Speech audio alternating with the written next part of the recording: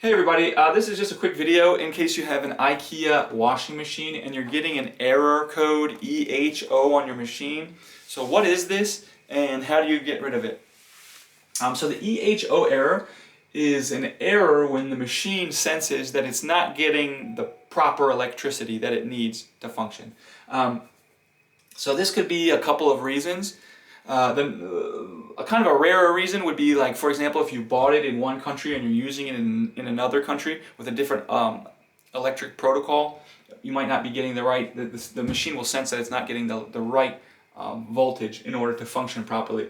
But you could also be getting this if you bought it where you're using it. If something's happening, like for example, if you're using it on the same circuit breaker, on the same circuit, you're using something else that is draining electricity off the circuit, you might want to make sure that you're using the washing machine on a designated circuit, and that should get rid of the error because you should be getting just a steady flow of electricity across that circuit. You also might be in some kind of situation where you're in an autonomous electric situation, like you have solar panels or something like that, and it's getting that, and this error means that it's not getting the